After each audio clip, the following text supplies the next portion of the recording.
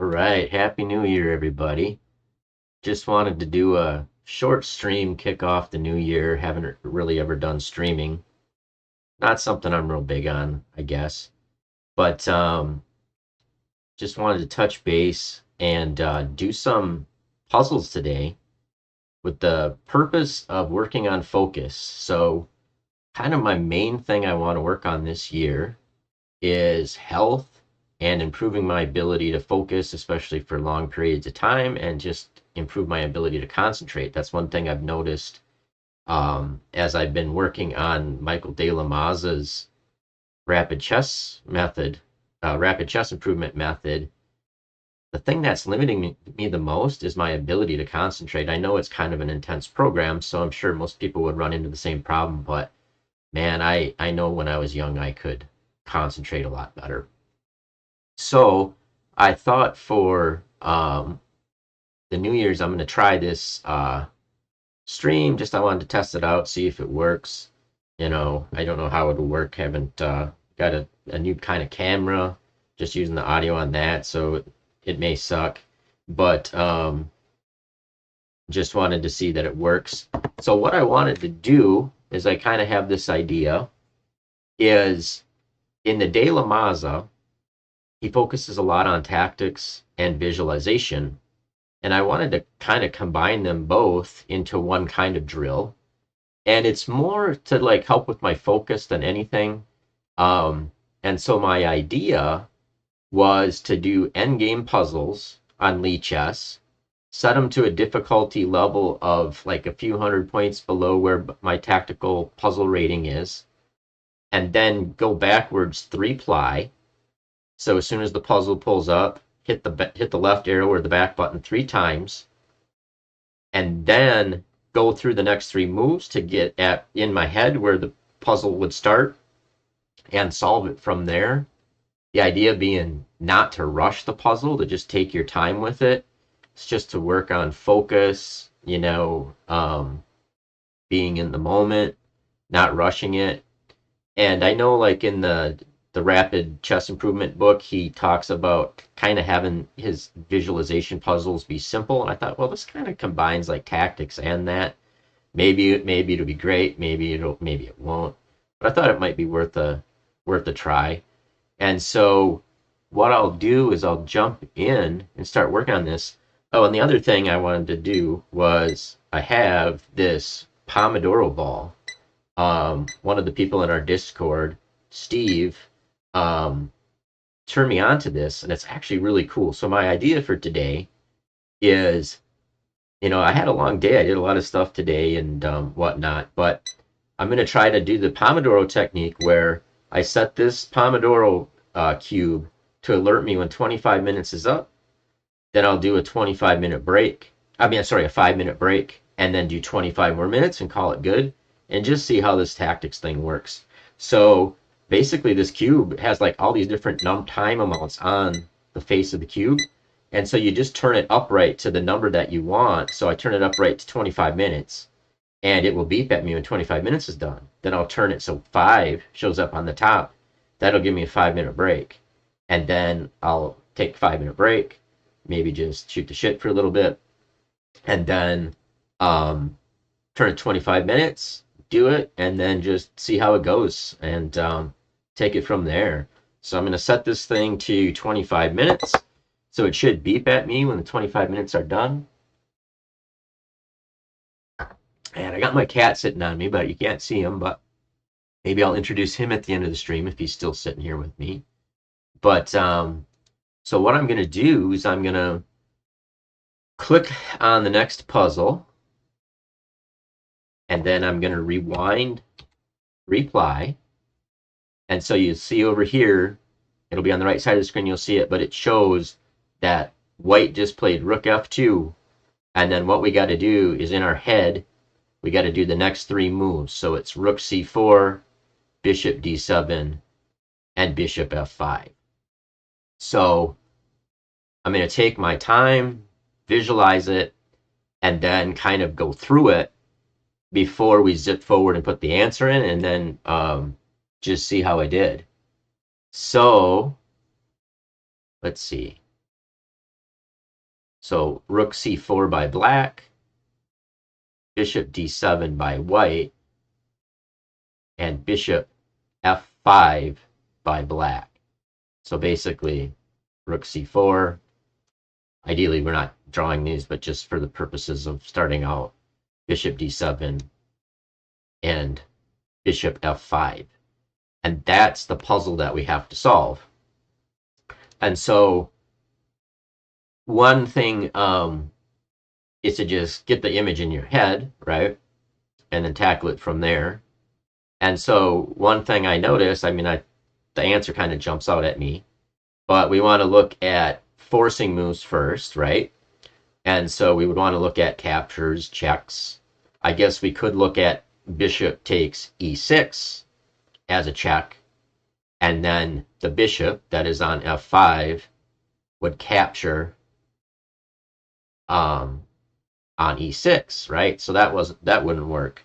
But we have another capture, and that is rook takes bishop on f5, rook f2 to f5, pawn takes rook, but then we would have bishop to e6 check, double attacking the king on g8 and the rook on c4. So I kind of do like a blunder check. I mean, it seems to check out.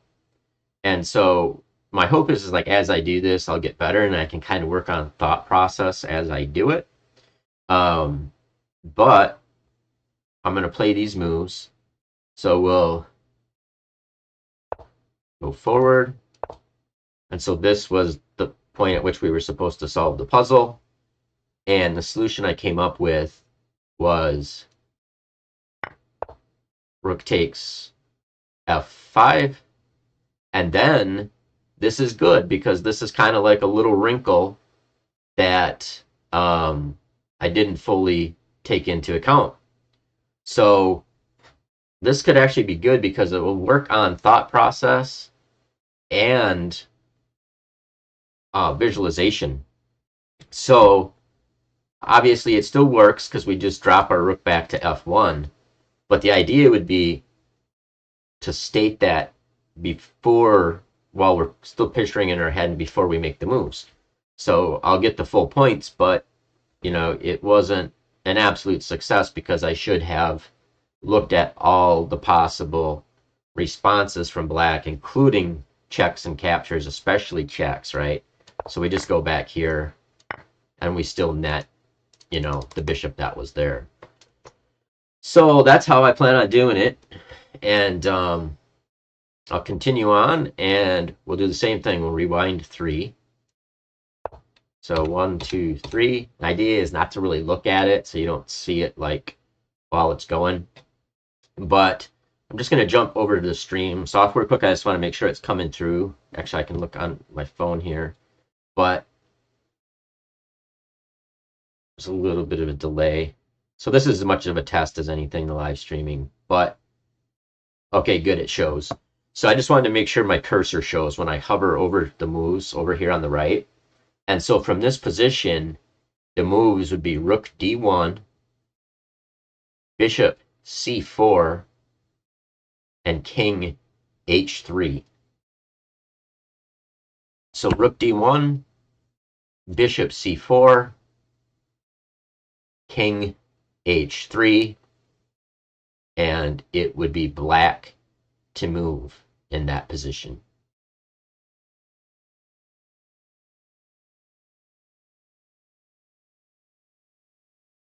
So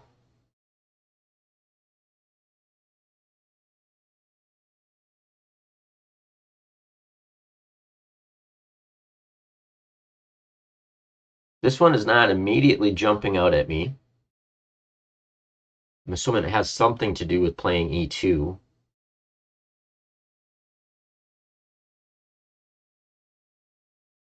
One thing, I don't know if it's relevant, is if the bishop goes to f1, it's check, right? So that nets a tempo.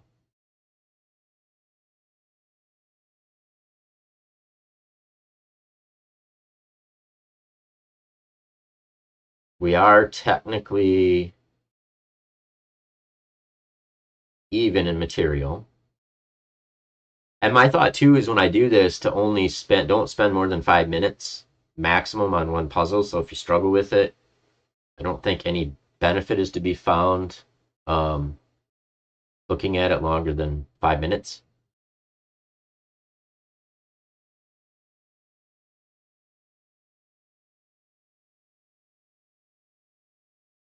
Hmm.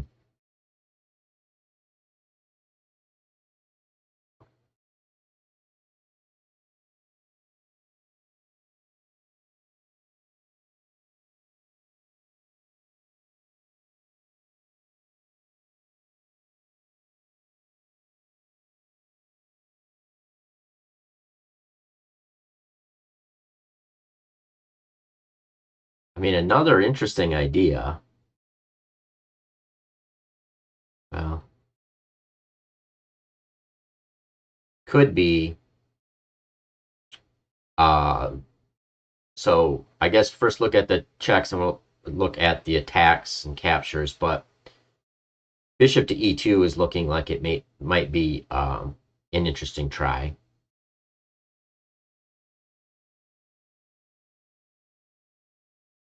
So in the original position, bishop f1 check, rook takes bishop. If we play e2, they just do rook e1, and that gets us nowhere. So that's kind of like what I looked at first. Now, another thing to look at would be when the king goes to h3, it gives up protection of f3. And so bishop to e2 there might be worth a try because it hits both f3 and the rook on d1. And so if he doesn't move the rook, we just take the rook. If he moves the rook, we can take on f3. And then I think kind of one key in that position is that if we get the two pawns after we take the f3 pawn, we get the two pawns on the sixth rank. That's very strong. And if you didn't have, if you didn't have anything else on the board and the kings were removed, that would actually be a um, winning position. They kind of hold themselves and can promote. So that is seeming very good to me because worst case scenario,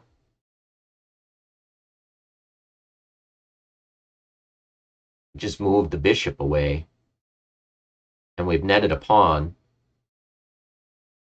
So I don't know that I don't know how far this will make us play, like if that's enough. I mean, I think it's certainly winning. I don't know how far, like on these tactical, I should do more of these tactical puzzles, but on these endgame ones, I don't know how far we need to go. So I think we'll just cut it off there because we don't want to spend too much time. I think we're seeing it okay. So let's fast forward to this position and play our move, bishop e2, and then take here. Okay, so that's as far as it made us go.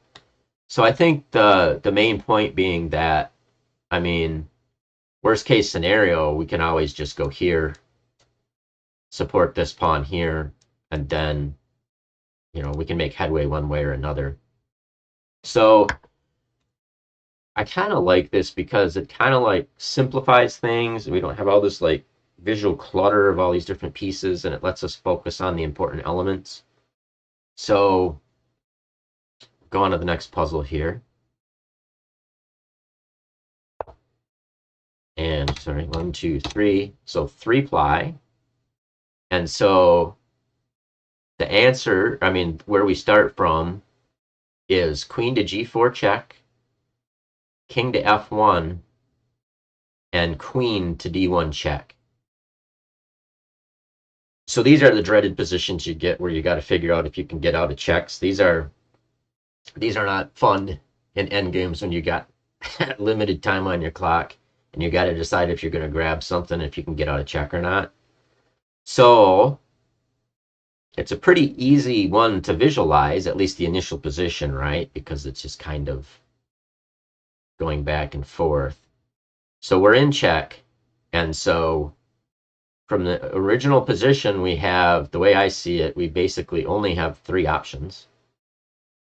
We have king to e2. Oh, sorry, no, we don't. The queen is on d1, sorry. So we only have two options. We have rook to e1 interfering, right? Physically obstructing the check. And we have king to g2. And so I think we just kind of take them one at a time. And I guess first we can look at the rook to e1 is kind of forcing because it attacks the queen and it forces black to move the queen away.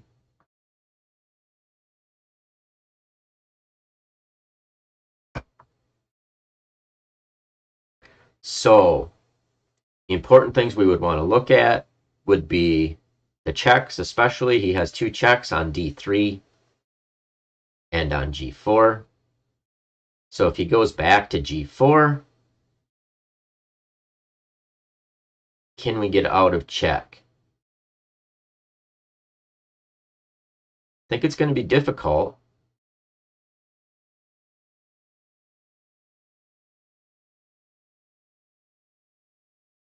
So we would have to go to h1 or h2. If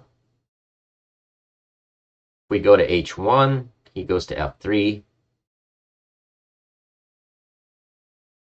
We go to h2, he goes to f4. If we ever went to like g2, he goes to f4. And then in that same position, if we go to h2, he goes to h4. We go back to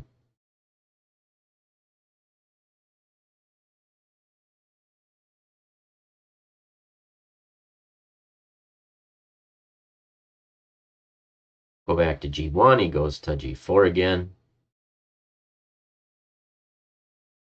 Then we go to f1, goes to h3. So I guess the question is, in that position, if we go to e2, do we make any ground?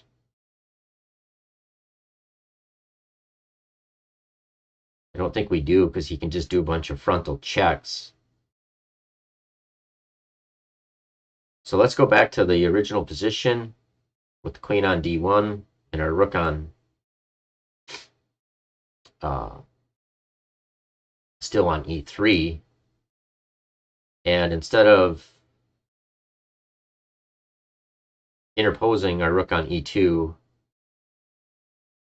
let's look at king to g2. So his checks in that position would be g4 again, in which case we could now do rook to g3.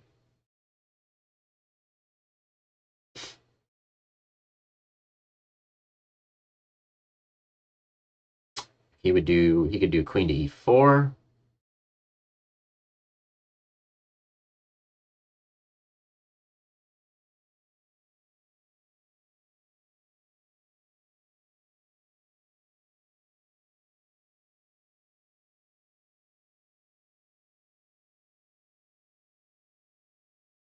And I think in that case, we move the king. He'll take the pawn on e7. So that's not good. So let's look at moving to the H file instead. So if we move to H2, we'll go queen H4.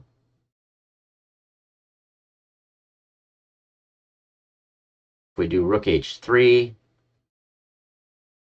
he's got queen f4.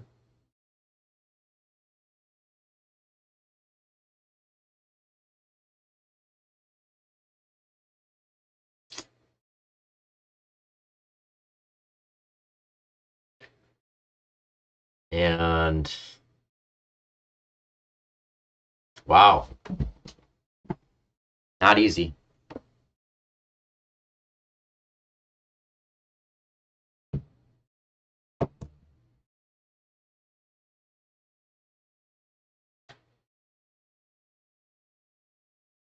So I think we're missing something here.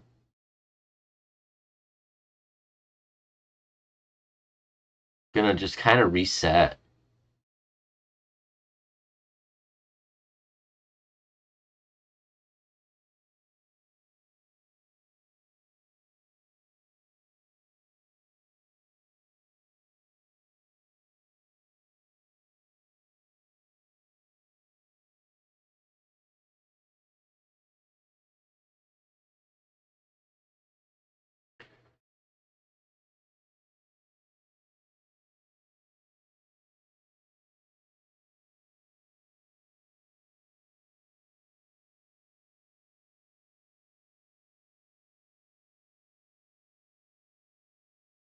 I should have marked the time because I'm probably approaching my 5 minutes here.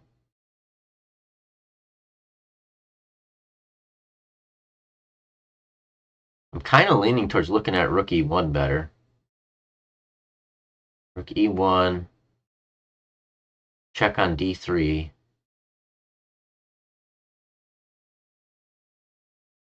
All right, maybe what we do.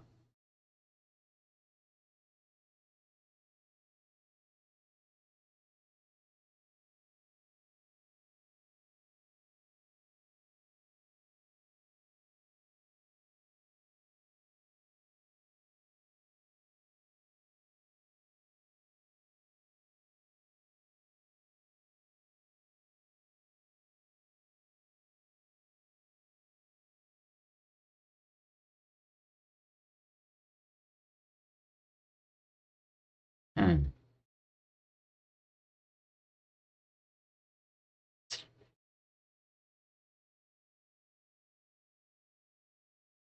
This is where like part of me wants to just keep going till I solve it, but I know that that's not an ideal use of time. So it's a little bit frustrating. It shouldn't be that difficult.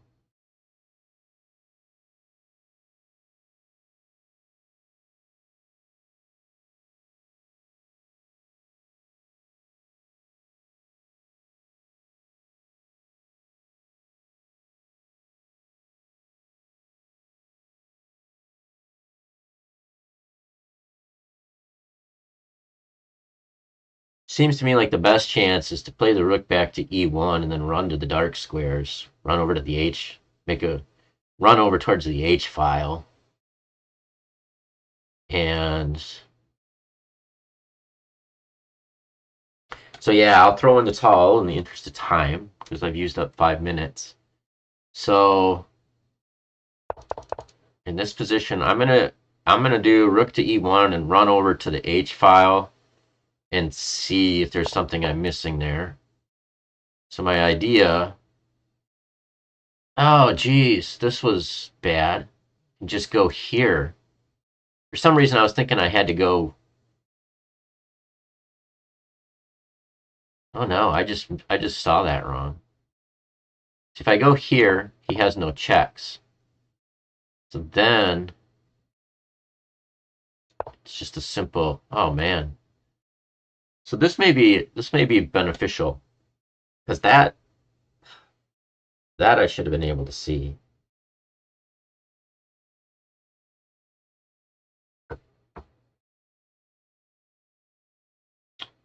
Yeah, because he has to check here, and he has no way of checking on the G file.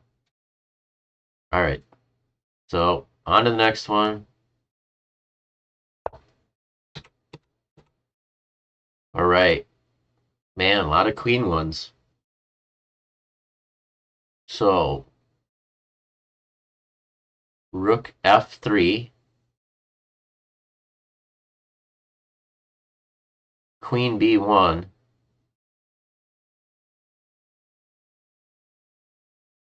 and Rook D2.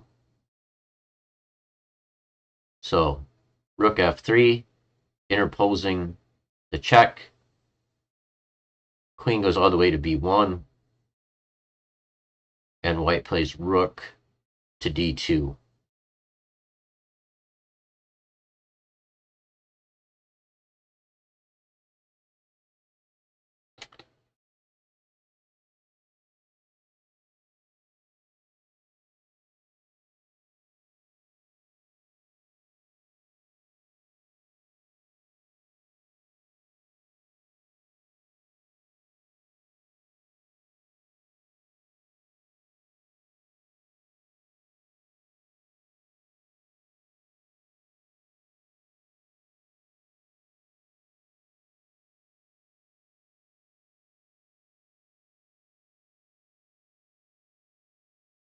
So I guess the first thing we should do is look at all. Well, I guess we would look at all checks, but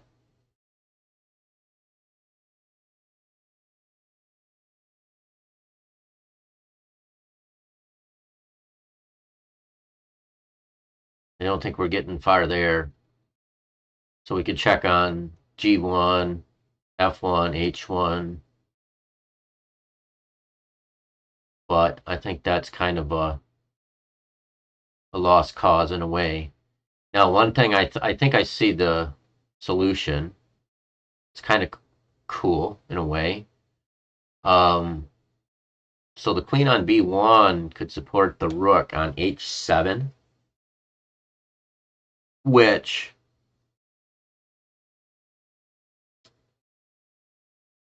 would make the queen move away, and then the rook would support the queen on H1 with check. King would have to go to F2, and then we would have rook to H2, which would be devastating because the rook on F3 cuts off the king's escape route. So we want to check all that. So once we play rook H7, does black have any like checks that alter the position? He could play rook D8 check. We would just do rook takes rook.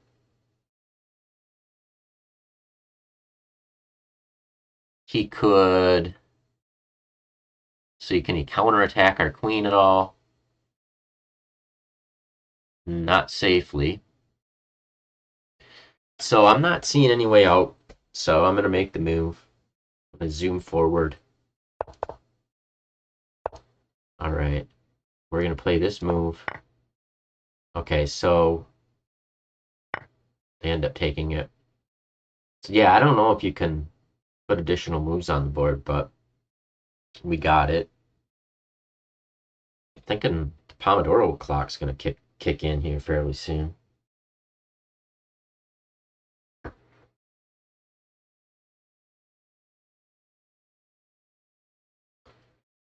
All right, next one. All right, 3-ply back.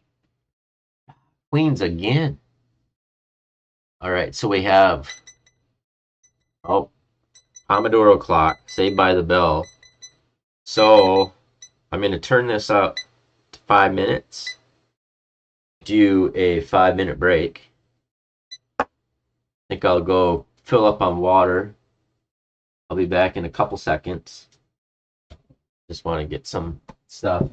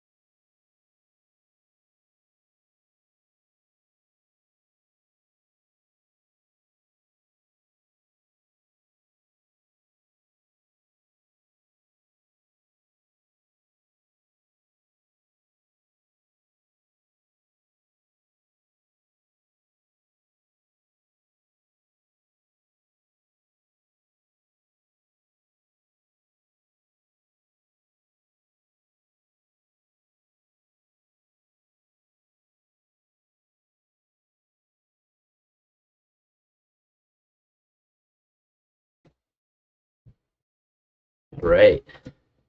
So the Pomodoro will go off here. So this is my cat, Mr. Wiggles. He's a feline master, FM. He's not into chess as much as our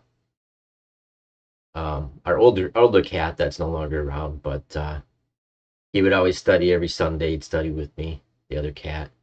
This one likes knocking the pieces around a little bit, but let him down here. So, um, yeah, I kind of like this actually. That one queen one was bad for me to see that he had no check on that follow up. I don't know that I was just visualizing that incorrectly. So that's not a great sign. Oh, I forgot my water too. I got distracted with my cat. So I'll be back in 1 second.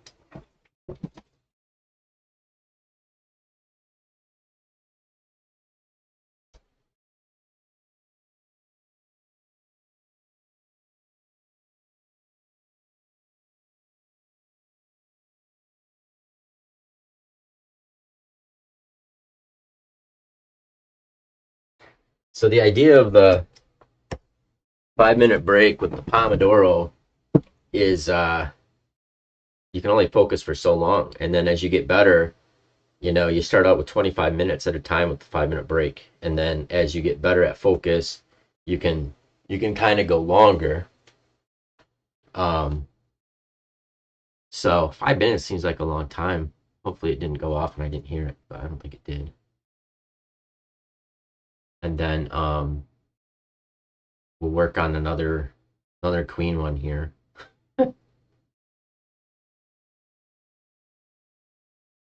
So on the De La Maza, I'm doing the De La Maza program, and I've been making videos and just posting them in Discord with my progress.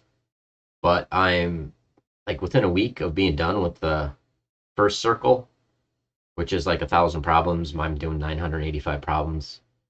And then for the next circle, it's just like the woodpecker method. The woodpecker method actually kind of copied and ripped off uh, got that from De La Maza. He was the first one that I know of, at least. He did it like, 30 years ago, or like 20 some year, 25 years ago.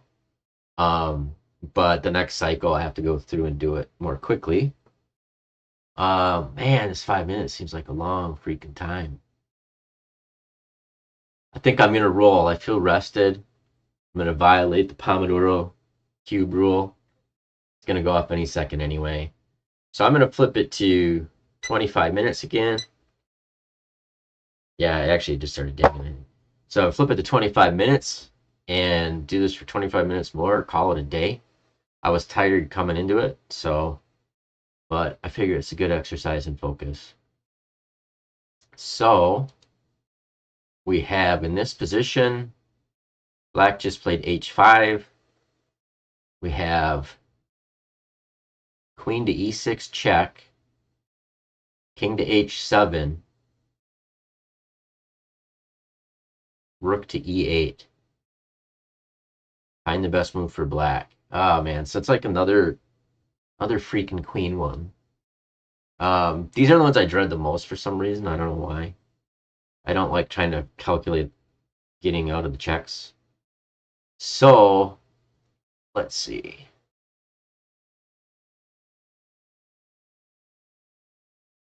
So I think I may already see it. So we want to look for, of course, we want to look for the most forcing move first. I think we may actually have a mating pattern.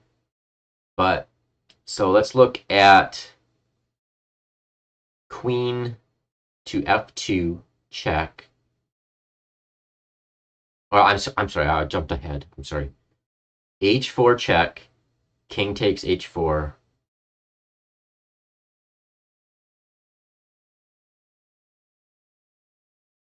Okay.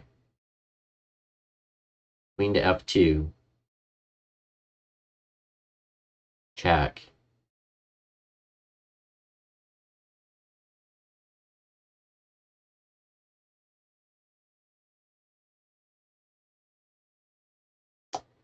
So we would have bishop to f3.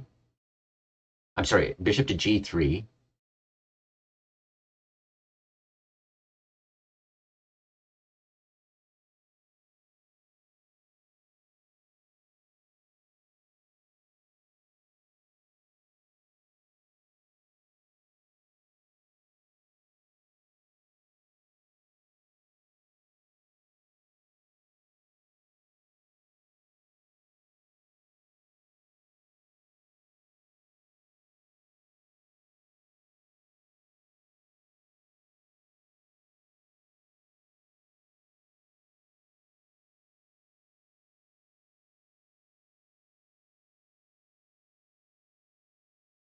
And let's see, we can do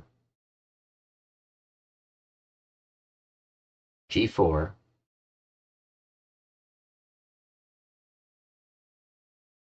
check. King to H5, queen takes bishop on H4. So that seems to work. So let's look at H4.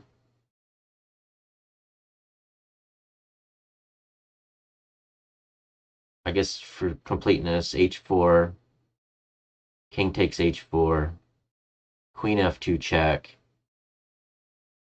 king H5, G6 mate. So then the other thing to calculate would be H4 and king to F4. So do we have a mating net there? And we do. We just play queen to D2.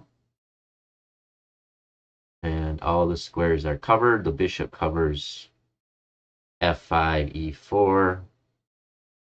The pawn covers G3. And the F pawn covers G5. So I guess we could do a quick blunder check. Is there any other, like the moves are basically forced. So they're all forcing sequences. So I think we're good to go. So let's zoom ahead. And we wanted to play this move. And here we were going to do this. And here we were doing this. And let's see. Here we have this. So I guess we didn't technically do this one, did we?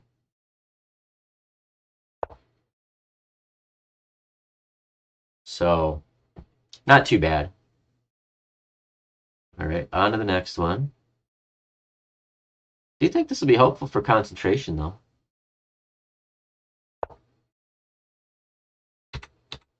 Back 3.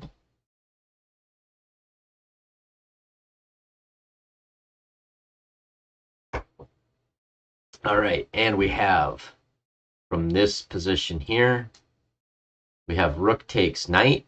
So rook takes e6, f takes e6, and queen to f2, and then white to move in that position.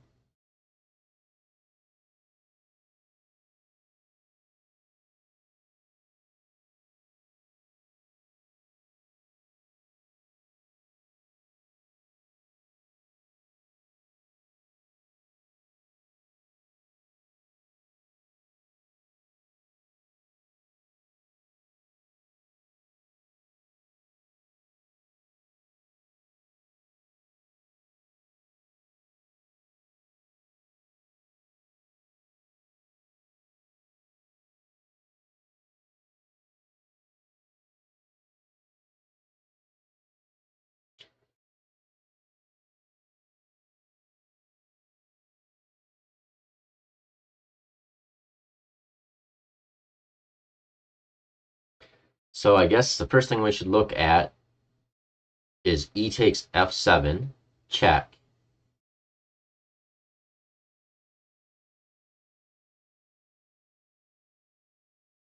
And the idea there is that if the king doesn't take it, well,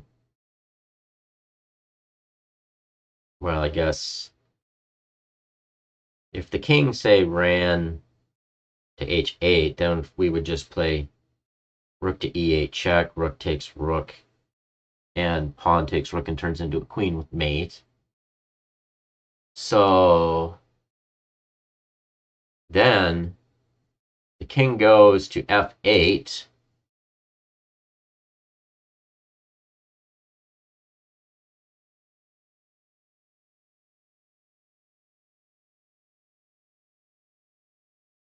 We could have potentially play bishop takes g8 check.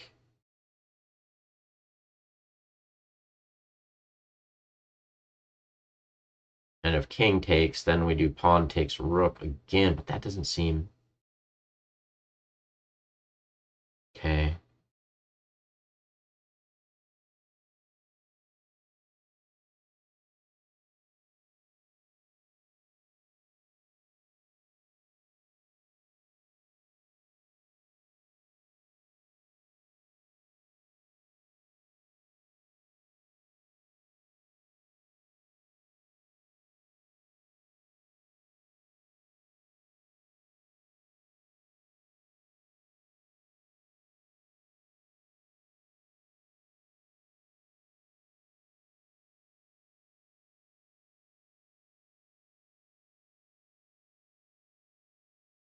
Hmm.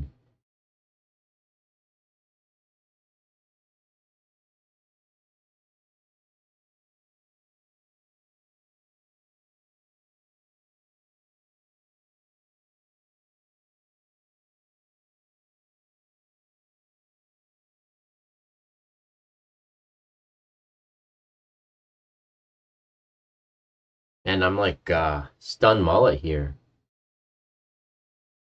Oh man, I'm totally ignoring a piece. Oh. So I got locked in here. So another option is that when the queen goes to f2, it gives up, obviously gives up control of the g file.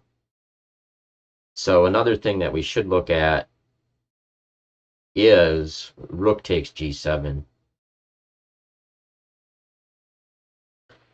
because that is check, and the king has one of two squares. If the king went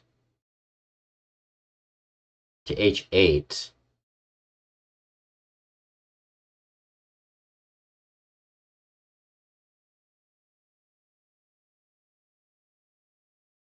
we could at a minimum just bring the rook back to g2 and win the queen. That's probably not enough.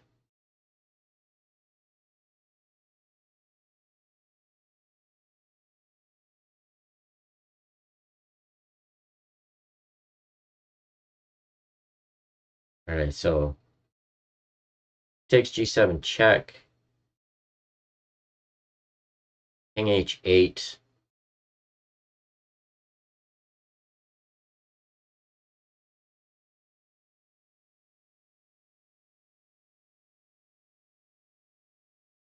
So do we do pawn takes bishop there?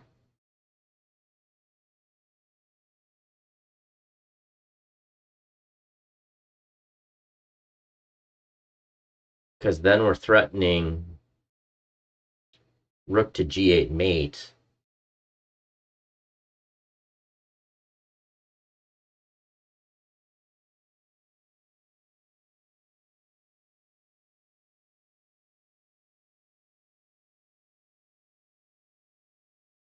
He would have checks with the queen, though, on the first rank. So that's not going to be fast enough.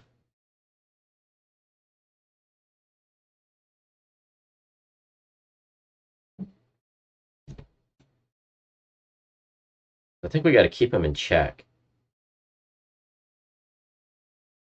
So I guess we got to try to do like windmill tactics. So rook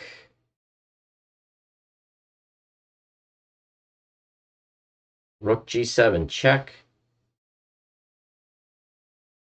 king h8.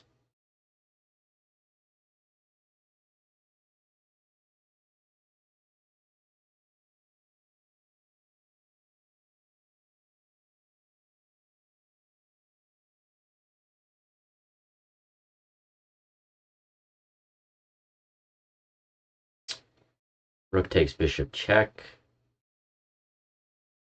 King has to go to g8. Rook g8 check. Guess the draw isn't the worst outcome here. I don't think the puzzles would be that tough, though. I guess a candidate master was playing black and a 2350 player was playing white. So in the position after we do rook takes bishop, it goes into the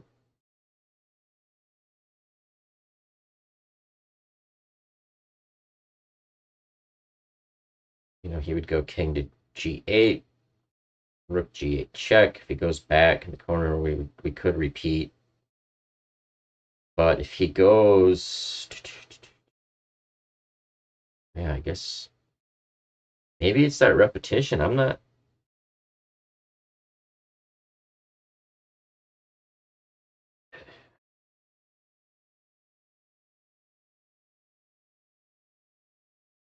not seeing better than the repetition. So I'm gonna roll with it. Could be missing something. So we'll forward the 3-ply to the position where the puzzle came up. And we're gonna do this. Okay, so he goes there. Well, that's, yeah. I mean, I guess we should have done that. But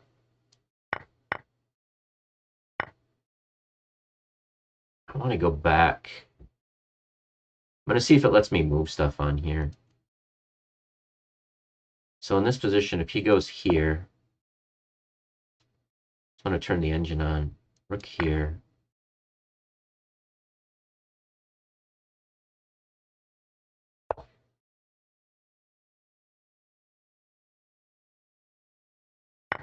Oh, yeah.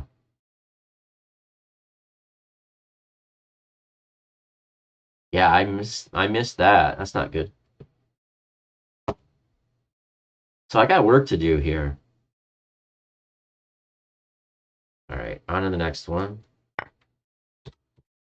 Back 3-ply.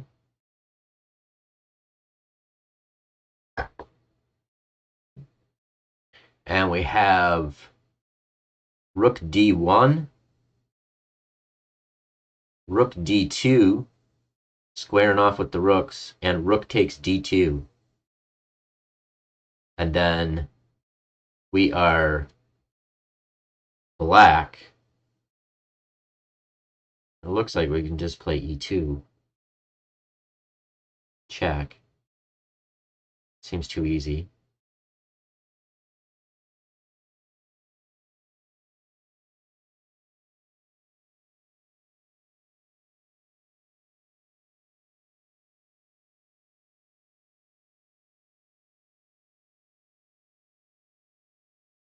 Yeah, we just play e2, it's check.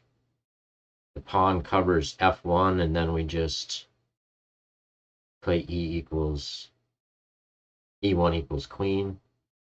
So I don't know, that seems too easy, but I don't see that I'm missing anything. So let's just double look at it.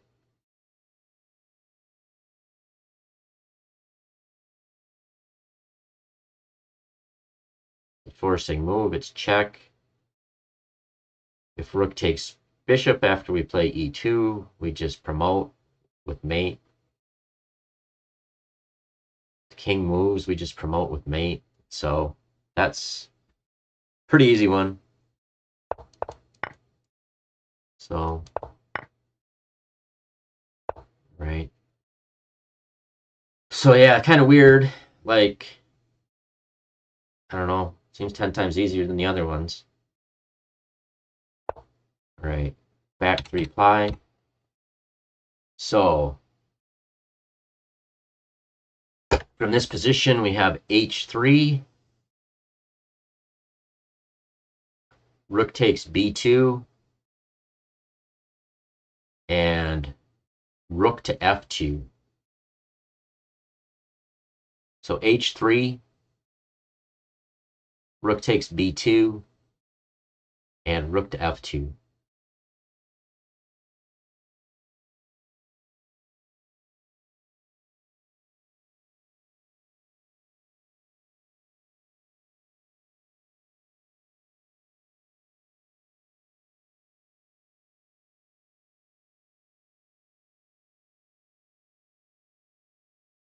So In this position,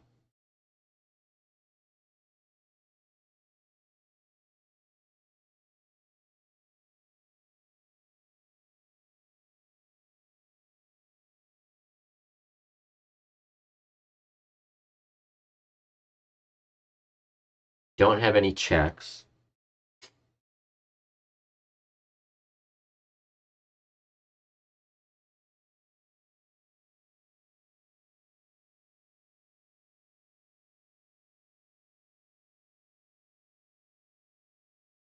Only captures we would have rook takes rook, rook on b2 takes rook on f2, check, well, not check, sorry. But that would force the king to take back.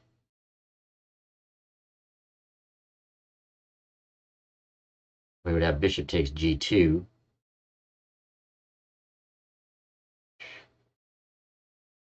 Doesn't seem like anything. We have to note that our rook on b2 is on pre from the rook on f2.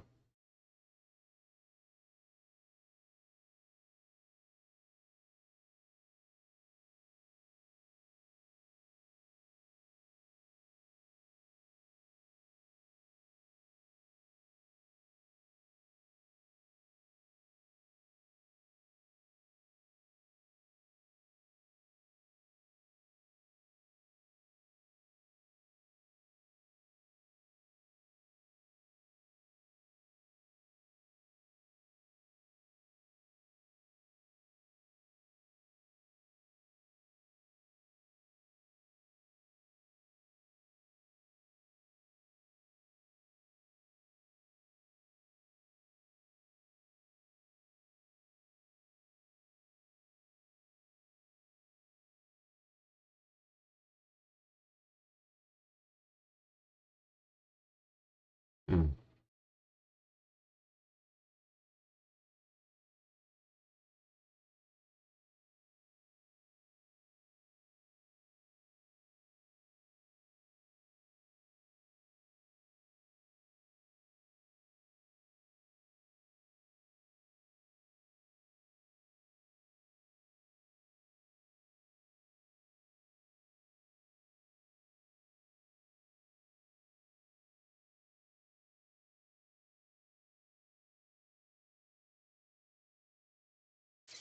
Not a lot is jumping out here, actually. I mean, so I think I'm missing something major in the position.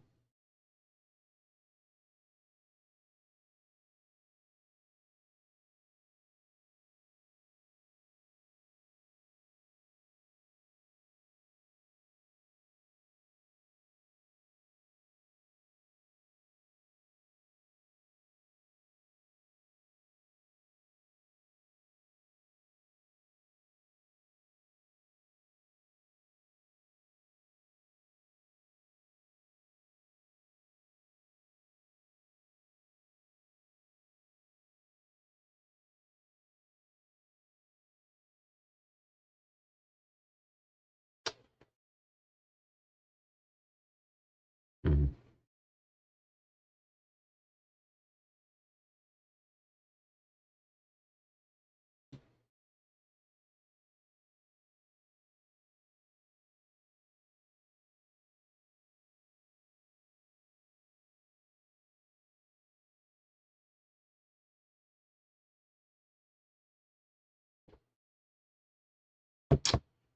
All right.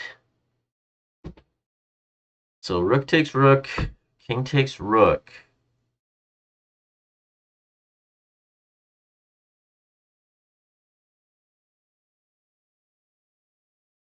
And another problem we face, you can't bring the knight in or anything because you have to deal with rook c8 check, mate. Um,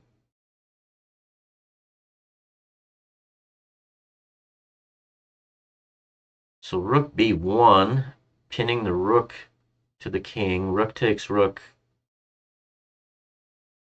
Bishop takes rook. I guess we technically restored material equality.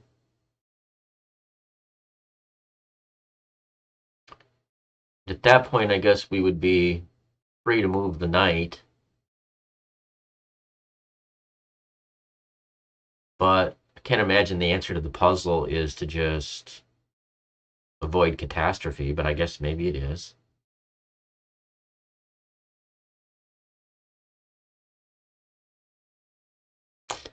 But it's probably been close to maximum time I want to spend on one puzzle.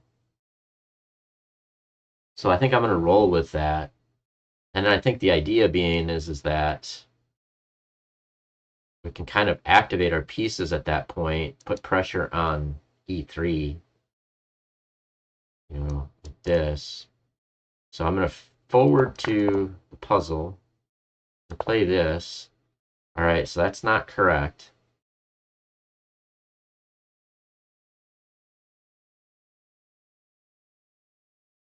So I'll spend like a minute maybe trying to figure it out from the actual place without doing the visualization. So if we did rook takes rook, he's got, well, I guess he doesn't because of this, but I mean, we can't get this involved.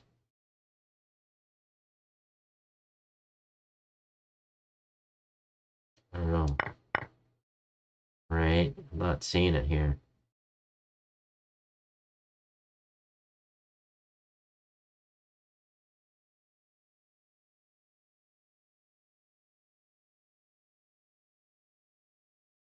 Hmm.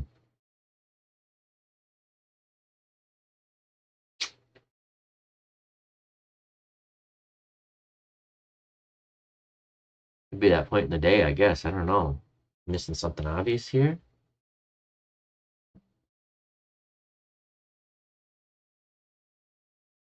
Well, I ain't gonna see it a few ply ahead if I can't see it when it's right in front of me.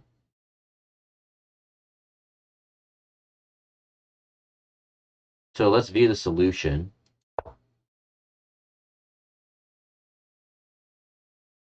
Okay. I want to see what was wrong with this.